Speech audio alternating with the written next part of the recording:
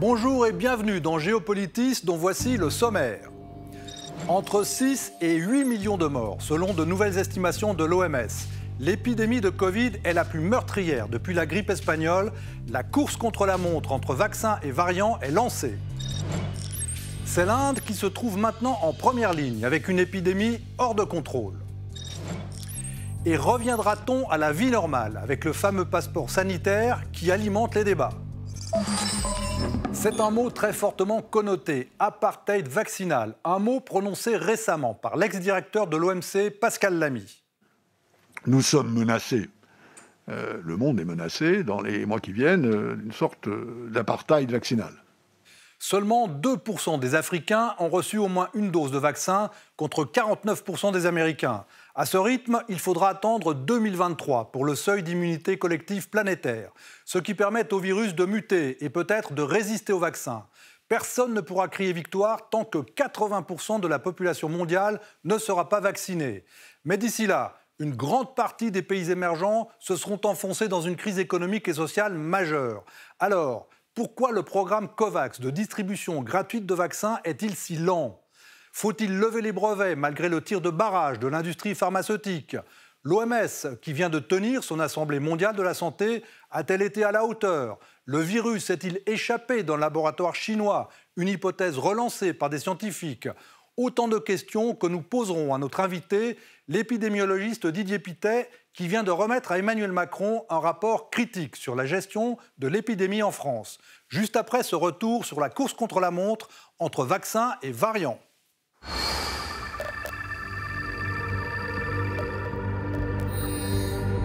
Inquiétude aux Seychelles. L'épidémie a repris dans un des pays les mieux vaccinés au monde, 61% de la population. Une des explications, l'utilisation du vaccin chinois Sinopharm, qui serait moins efficace, selon Georges Gao, chef du Centre chinois de prévention des maladies. Mais c'est surtout chez les non-vaccinés que la maladie flambe à nouveau. Jusqu'à présent, nous constatons que la plupart des personnes qui obtiennent un résultat positif, en fait plus des 2/3 même, n'ont pas été complètement vaccinées. Tout est bon pour inciter à la vaccination, qui commence à marquer le pas aux États-Unis. Par exemple, une bière offerte pour les plus jeunes au New Jersey ou une part de pizza en Israël. Avec la crainte que le virus et ses variants finissent par gagner la course contre la montre face au vaccin. Surtout avec le fossé nord-sud qui se creuse. Au 19 mai, 1,5 milliard de doses ont été injectées dans le monde, avec un pourcentage de vaccinés très inégal. 2% pour l'Afrique, entre 10 et 20 pour le Brésil, la Russie et l'Inde, entre 30 et 40% pour la Chine et l'Europe, près de 50% pour l'Amérique du Nord et plus de 60% pour Israël. C'est inacceptable. Inacceptable, non pas pour une question morale, mais parce que nous ne vaincrons pas le virus dans un monde divisé.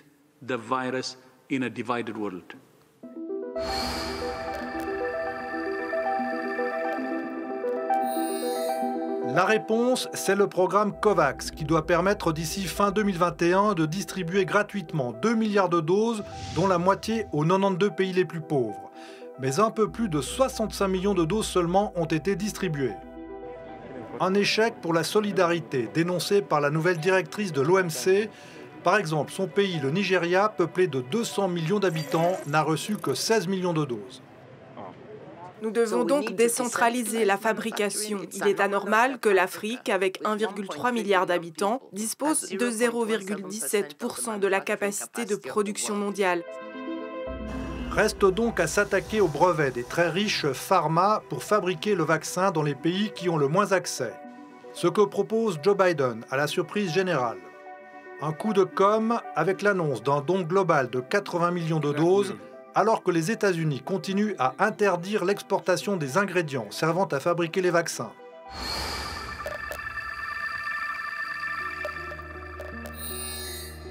De leur côté, Russes et Chinois vantent leur générosité dans la mise à disposition de leurs vaccins. Dans ces domaines, chacun devrait être guidé par des principes d'humanité, dans l'intérêt de sauver des vies, plutôt que par des intérêts géopolitiques intéressés ou par des approches commerciales pour battre la concurrence. Après celle des masques, la Chine joue la diplomatie du vaccin, avec le don de 16,5 millions de doses et la vente de près de 700 millions à 84 pays, premier exportateur mondial. Mais Emmanuel Macron continue à poser l'Europe en modèle. Nous, sur ce qu'on a produit, on a à peu près laissé exporter 50%. Aux États-Unis, en Grande-Bretagne, 100% de ce qui a été produit a été consommé sur le marché domestique. Le vaccin doit devenir un bien public mondial. Ces bonnes intentions répétées comme un mantra de Pékin à Paris ne coûtent rien. Sinon de voir le Covid et ses variants remporter la mise en cas d'échec. Bonjour Didier Pittet. Bonjour. Alors, médecin-chef du service prévention et contrôle de l'infection aux hôpitaux universitaires de Genève, co-inventeur du gel hydroalcoolique, vous cochiez donc toutes les cases pour qu'Emmanuel Macron vous appelle pour un rapport sur la situation de la gestion de l'épidémie en France. Mais ma première question sera plus globale. Est-ce qu'au niveau mondial, on est en train de gagner ou perdre cette bataille contre le Covid ? Alors écoutez, globalement, on va dans la bonne direction, mais on est en train de voir que, évidemment, si on ne gagne pas tous ensemble, on va finir par ne pas gagner. Donc évidemment, il faut obtenir un équilibre et une solidarité mondiale, en particulier par rapport au vaccin, mais aussi par rapport aux mesures sanitaires et au matériel sanitaire. L'objectif, c'est l'immunité collective à 80%, c'est quand même beaucoup. Est-ce qu'on a une chance d'y arriver ? On a certainement une chance d'y arriver, mais quand on dit collective, ce n'est pas seulement collective au niveau d'un seul pays, où déjà, ça n'est pas simple, mais disons, on y arrivera dans certains pays certainement, mais il faudrait y arriver au niveau mondial. Et là est toute la question. On manque de doses de vaccins, mais on a une inéquité totale par rapport à la distribution de ces vaccins. Mais il y a aussi une défiance vaccinale. Par exemple, en Afrique, les gens ne veulent pas se faire vacciner. Oui, alors, c'est des choses qu'on voit un peu. On sait qu'il y a des pays qui sont plus défiants que d'autres, mais globalement, en Afrique, quand vous voyez les mamans africaines, elles vous amènent leurs enfants pour être vaccinés contre la rougeole, et il n'y a pas tellement de réticence. Donc, il n'y a pas de raison que ça ne change pas. Alors, l'OMS, évidemment, est très en pointe, on l'a vu dans ce combat contre l'inégalité vaccinale, mais en même temps, elle a été accusée d'avoir été beaucoup trop lente à réagir, il y a eu beaucoup de critiques. Est-ce qu'il faut la réformer, cette OMS ? Alors, bon, ça fait... Depuis que je collabore avec l'OMS, ça veut dire il y a longtemps quand même, au tout début des années 90, qu'on parle de réforme. Et évidemment, cette réforme, elle est très lente. Il y a eu plusieurs changements de gouvernance. Mais on voit que quand on est en temps de crise, avec des projecteurs qui s'allument sur les problématiques, on comprend bien qu'il faut continuer et faire une véritable transformation de l'OMS, transformation de sa gouvernance en particulier. Mais alors, évidemment, elle a été beaucoup critiquée aussi par rapport à cette fameuse mission en Chine pour les origines du vaccin. Elle a été un petit peu mise sous contrainte. Est-ce que là, par exemple, il faut relancer une enquête pour savoir d'où ça vient, ce virus ? On a envie de savoir. Oui, bien entendu, il faut le faire. D'ailleurs, il y a toute une équipe de scientifiques qui le réclament. Il faut le faire pour plusieurs raisons, parce que plus on creuse la situation, plus on s'aperçoit, je ne veux pas rentrer dans les détails, mais qu'il faudrait vraiment pouvoir faire une mission indépendante. Et ça, c'est très, très important. On a vu cette mission n'était que partiellement indépendante, pour être poli. Alors, l'OMS, c'est aussi c'est l'organisme qui gère le programme COVAX, on l'a vu. 2 milliards de vaccins d'ici la fin de l'année. Pour le moment, quelques dizaines de millions seulement en Afrique. C'est quand même très, très, très scandaleux. C'est scandaleux, ça touche au ridicule. Je pense qu'il faut corriger cela parce qu'effectivement, encore une fois, il faut que chacun soit vacciné, que les chances de tous soient les plus égales possibles et il convient que les pays soient beaucoup plus généreux par rapport aux vaccins qu'ils donneront ou à l'argent qu'ils donneront au programme COVAX. Alors évidemment, il y a l'Inde, qui est un des principaux producteurs de vaccins, qui en ce moment ne peut pas donner ses vaccins au programme COVAX parce qu'ils sont obligés de vacciner leur population, donc c'est ce qui explique un peu ce trou. L'Inde, qui est effectivement un des pays les plus touchés. On regarde ce sujet de Mélanie Ohaillon et on se retrouve juste après. Volontiers.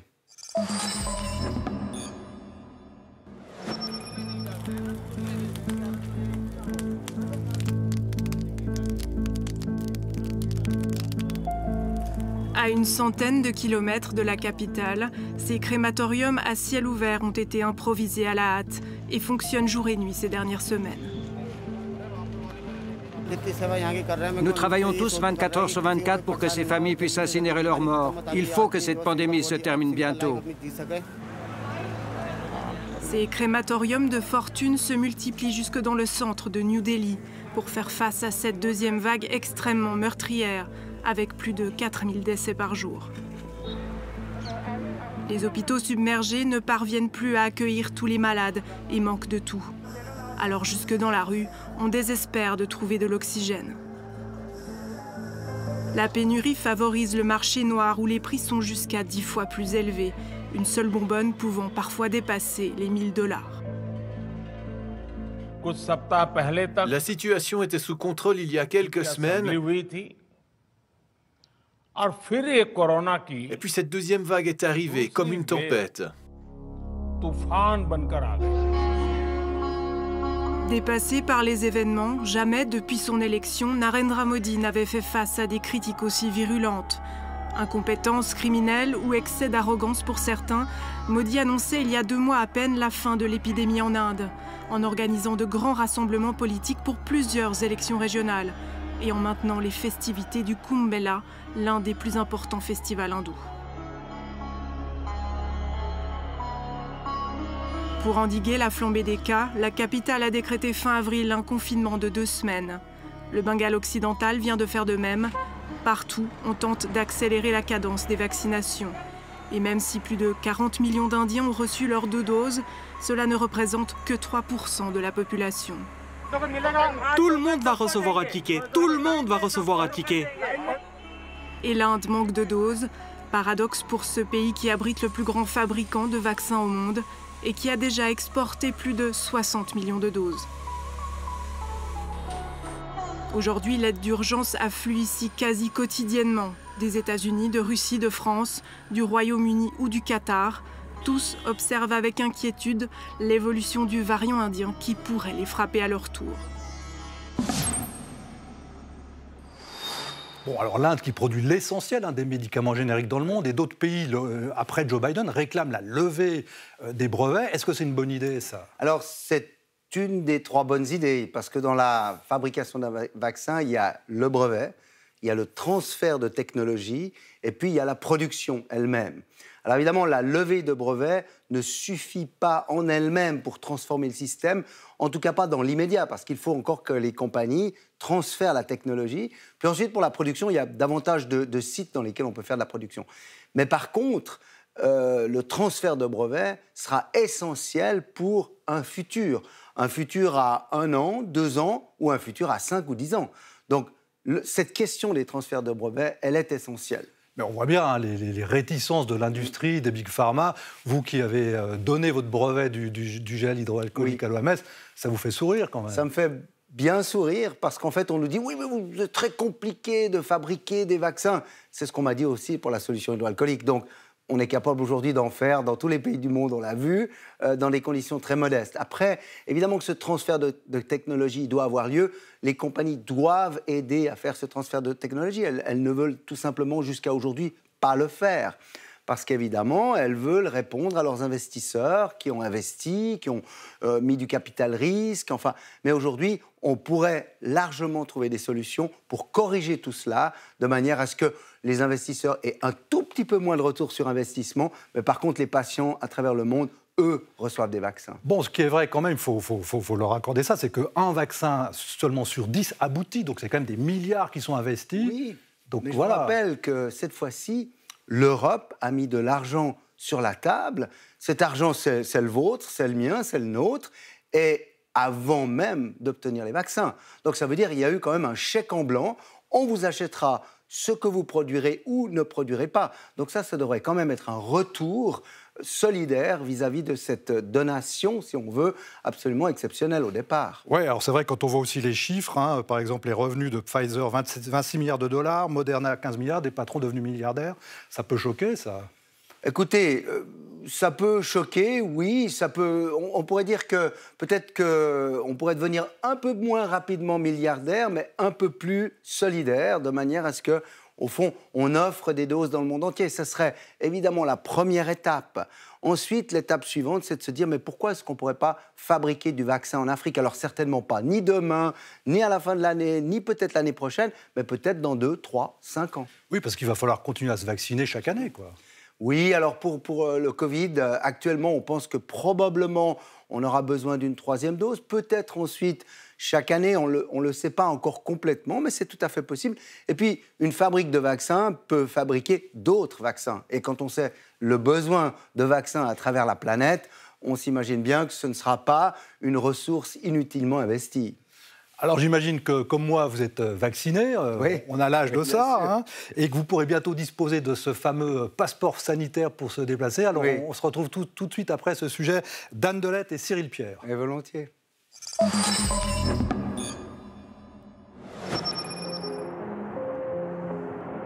L'Islande et ses volcans, un spectacle unique pour ces touristes qui en mars déjà fuyaient une Europe paralysée pour venir ici prendre l'air et immortaliser l'instant. Relancer le tourisme tout en se protégeant de la Covid, l'île a décidé très tôt d'ouvrir grand ses portes aux voyageurs bénéficiant du sésame et Max a sauté sur l'occasion. Alors ça, c'est mon carnet de vaccination. Dedans, il y a 2 autocollants grâce auxquels j'ai passé facilement la frontière. Mais d'autres pays sont allés plus loin, comme la Chine, le Danemark ou Israël. Ils ont introduit dans leur pays un laissez-passer indispensable pour accéder à certains lieux. En Israël, par exemple, seules les personnes vaccinées peuvent aller dans les salles de sport, les hôtels, les piscines, les théâtres ou encore lieux de culte. Il faut montrer patte blanche, ou plutôt patte verte, présenter son Green Pass. Des mesures prises en contrepoint d'une campagne de vaccination massive. Benjamin Netanyahou, le Premier ministre, fut le premier à montrer l'exemple dans un show bien rodé et fort médiatisé. Aujourd'hui, plus de 90% de la population adulte est vaccinée avec 2 doses. Et les résultats sont là. Comme un air de liberté. Plages, restaurants, piscines et bords de mer sont pris d'assaut. Des images qui font rêver le sud de l'Europe, soucieux de ne pas rater sa saison touristique. Pour la Grèce et les autres, l'enjeu est énorme. Préparer les terrasses, bien sûr, mais surtout pousser l'Union européenne à adopter une politique commune, et vite. Car voyager en Europe est encore un véritable casse-tête. Les règles varient selon les destinations et les pays. On nous a demandé le QR code pour atterrir sur le territoire grec, chose pour laquelle on n'était pas prévenu. Là, il n'y avait aucun moyen de faire fonctionner l'application, donc ça ne marchait pas du tout, quoi. Que les voyageurs se rassurent, le document s'appellera certificat sanitaire chez les Européens, certificat Covid chez les Suisses. Il permettra de passer les frontières dès juillet à 3 conditions: être vacciné depuis 2 semaines, ou avoir un test PCR de moins de 72 heures, ou être guéri du Covid. Une facilité administrative, un sésame destiné à redonner confiance aux voyageurs sans qu'ils n'outrepassent la souveraineté des États.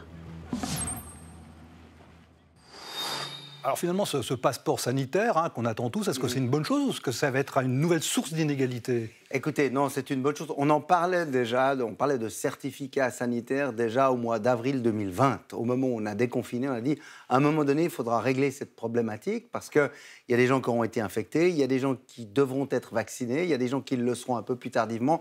Donc c'est vraiment une solution qui est vraiment équitable pour tous et qui va considérablement faciliter la vie de tout le monde. Mais ceux qui ne sont pas vaccinés, alors? Alors, ceux qui ne sont pas vaccinés, il faudra qu'ils se fassent tester et qu'on ait l'information pour un test qui sera extrêmement récent, par exemple avant de prendre un avion, avant de voyager, avant de ceci ou avant de cela. Et je pense qu'on va devoir... Ça n'est pas pour la vie. C'est pour ça qu'on ne doit pas l'appeler passeport, on doit l'appeler certificat. Parce qu'au fond, quand la pandémie sera terminée, on n'en parlera plus. Et voilà. Elle sera terminée un jour, c'est ça le problème? Bien sûr, bien sûr, bien sûr. On commence à voir le bout de ce tunnel, c'est indéniable. Maintenant, évidemment, ces variants nous jouent un petit peu des surprises. L'adhérence de la population et des différents États, de différentes populations dans le monde, la capacité de vacciner de manière universelle, tout ceci, ce sont des éléments pour lutter contre la crise. Mais on va en sortir. Alors, vous avez travaillé de nombreux mois en France pour le président Macron, à qui vous avez rendu un rapport quand même assez critique sur la gestion de la pandémie. Comment il a pris ça, finalement, lui ? Alors, très sportivement, parce qu'il a d'emblée, il voulait que nous soyons totalement indépendants, et nous l'avons été. Ensuite, il a dit, ouais, vous n'êtes pas tout à fait tendre avec nous dans certains, mais merci infiniment, etc.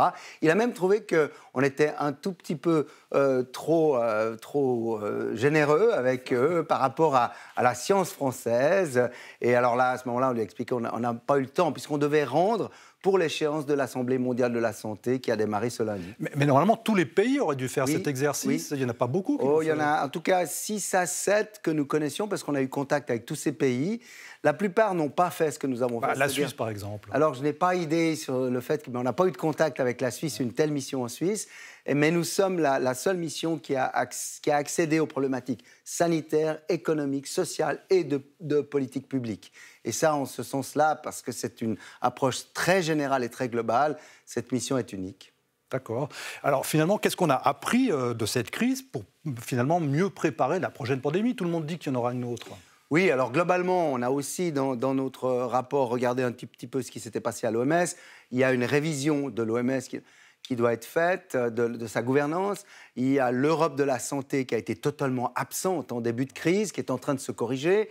On a une tentative au niveau de l'Europe de créer ce qu'on appelle un BARDA, l'équivalent des États-Unis, justement qui a été très aidant pour le développement de vaccins. Donc il y a toute une série d'éléments de correction. Puis au niveau de la France, on doit promouvoir la santé publique, diminuer le rôle de l'administration, transformer certains éléments. Donc ça, en plus, c'est plutôt du digging, comme on le dit en très mauvais français, dans les politiques publiques, en fait. Eh bien, merci Didier Pittet d'être venu sur le plateau de Géopolitique. Alors, je me suis laissé dire que vous allez prendre quelques vacances.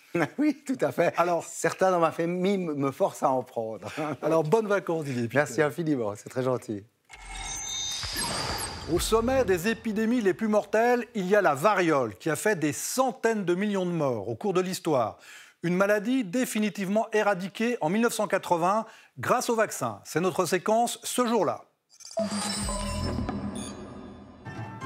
Ce visage que la variole ravage progressivement, vous ne le verrez plus.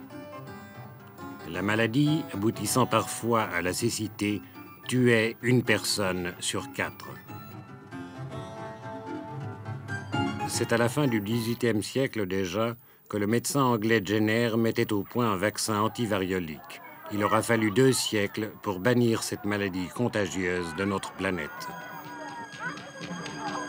Il y a moins de 10 ans, en 1972, un pèlerin musulman yougoslave rentrait dans son village, porteur inconscient du terrible virus.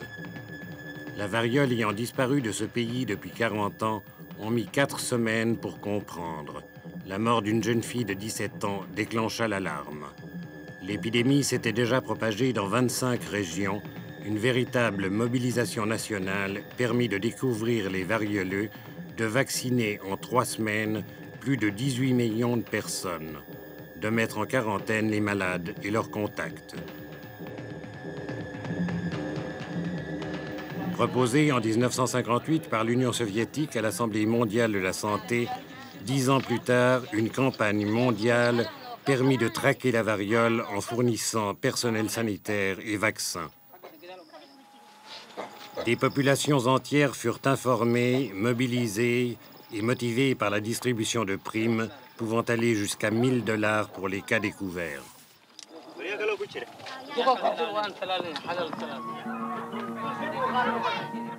Dépisté dans son village, le dernier varioleux fut conduit à l'hôpital. Il en revint guéri le 26 octobre 1977. La variole était morte.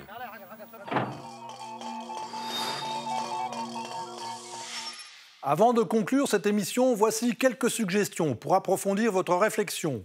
Le Club suisse de la presse posait la question de la levée des brevets. La réponse de Didier Chambovet, ambassadeur suisse auprès de l'OMC. C'est un modèle de partenariat entre le public et le privé. Le privé apporte sa contribution en termes de recherche et de financement. Le public fait de même. Mais pour que le privé apporte sa contribution, il a besoin de certaines garanties. Et ces garanties lui sont procurées précisément par la protection des brevets. Nos confrères de C'est dans l'air s'interrogeaient quant à eux sur l'hypothèse de l'accident de laboratoire. Ce qui importe le plus pour nous, ce n'est pas tellement que ce soit un accident de laboratoire ou que ce soit une zoonose, c'est qu'on recherche la véritable... Si le SARS-CoV-2 est le résultat d'une zoonose qui est passée par un hôte intermédiaire et qu'on n'identifie pas l'hôte intermédiaire, eh bien le risque qu'on prend, c'est dans le futur de rejouer une situation similaire avec une nouvelle pandémie qui pourrait prendre le même chemin. Et de même, si en fait c'est un virus qui est issu d'un laboratoire de recherche, eh bien il faut également le documenter, l'identifier de manière à ce qu'on modifie éventuellement les pratiques dans le laboratoire de manière à ce que ce genre d'événement ne puisse plus arriver. Et enfin, un article éclairant sur l'unité des BRICS, Brésil, Russie, Inde, Chine, Afrique du Sud, mise à mal par le Covid, dans la revue en ligne Telos. Merci de votre fidélité. Toute l'équipe de Géopolitis se mobilise pour vous proposer la semaine prochaine une émission sur les scénarios de guerre autour de Taïwan. D'ici là, vous pouvez nous retrouver sur notre site geopolitis.ch, notre chaîne YouTube et chez notre partenaire TV5 Monde. Portez-vous bien.